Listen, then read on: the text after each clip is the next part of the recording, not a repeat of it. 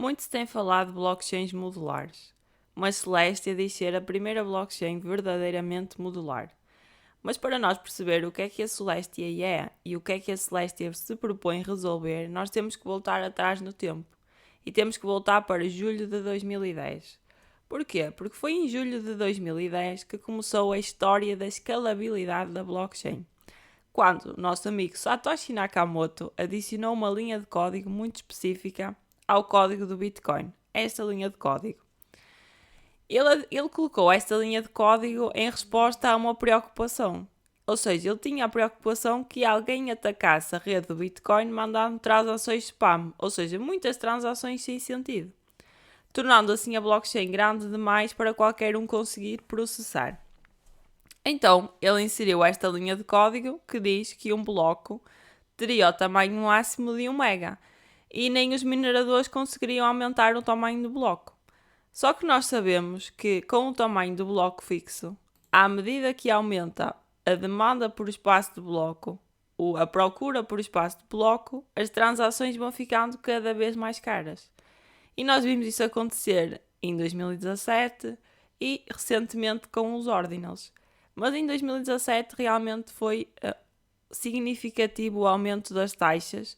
Bitcoin foi feito para ser barato, para qualquer um conseguir fazer transações na blockchain, e nós em 2017 vimos taxas a chegar aos $50. Então a comunidade, quando viu isto, dividiu-se em duas. Nós tínhamos, por um lado, a comunidade que queria manter o tamanho de 1 mega do bloco e manter a descentralização, e por outro lado tinhas parte da comunidade que queria aumentar o tamanho do bloco, só que isso aumentava a centralização. E nós ficámos, então, a famosa guerra do tamanho dos blocos. Ficaste com o Bitcoin que tens hoje e fizeram um fork, aquela parte da comunidade que queria aumentar o tamanho do bloco, fez um fork do Bitcoin Cash. Mas o que é que acontece?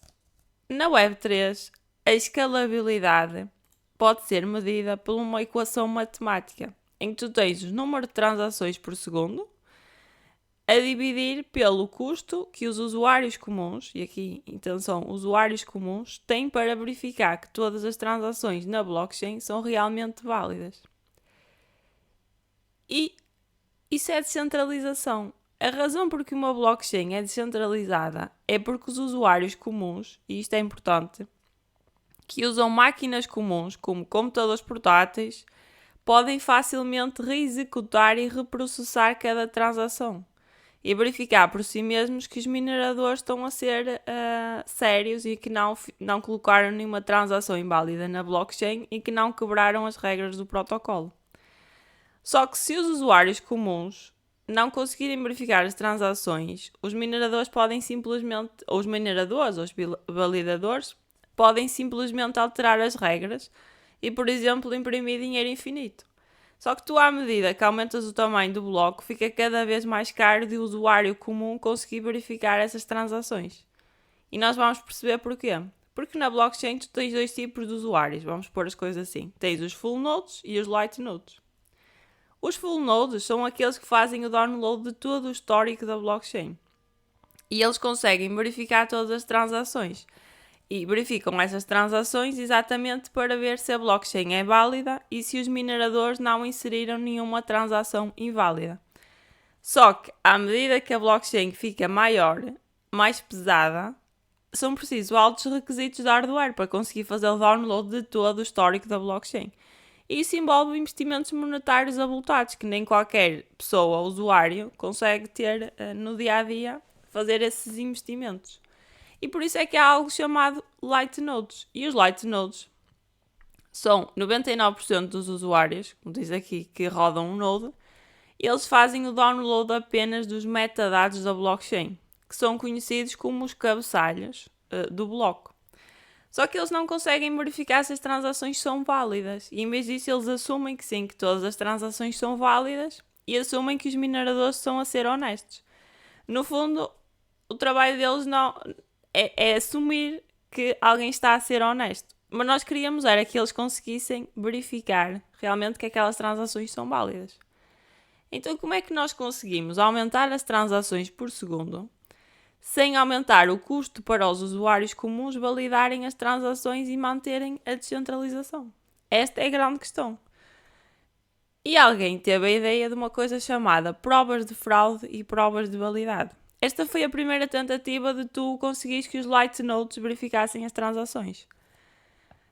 E realmente isto removia esse gargalo. Só que os full nodes, neste caso, eles podem alertar os light nodes se houver alguma transação inválida na blockchain. Tem aqui a prova de fraude.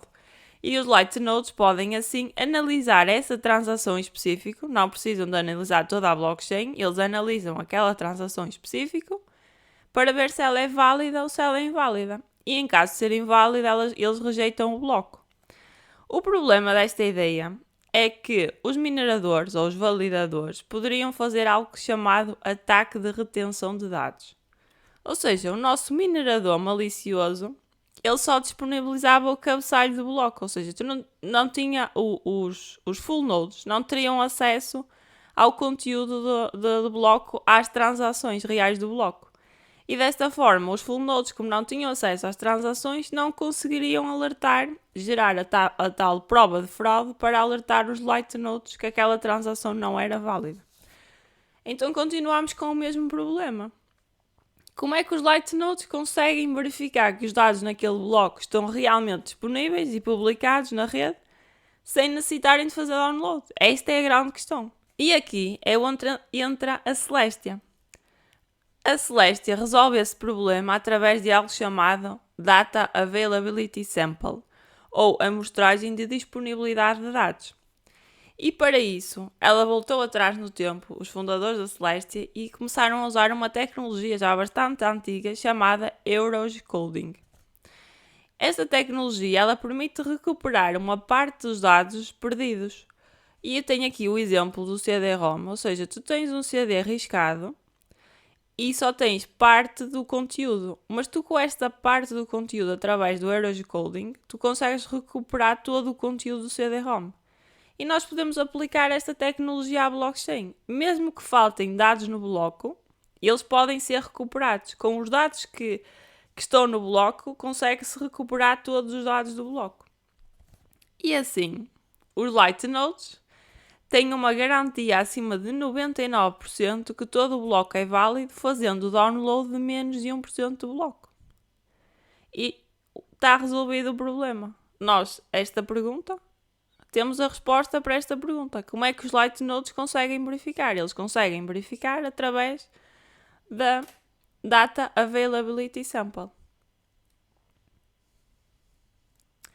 E o que é que acontece? Agora, de facto, é possível aumentar o tamanho do bloco sem aumentar o custo para os usuários comuns, usuários finais, verificarem. Já que pode ser executado por um grande público, como vocês veem aqui, com recursos limitados, com um smartphone, um computador portátil, e podem participar do processo de amostragem e contribuir para a segurança e produtividade da Celestia.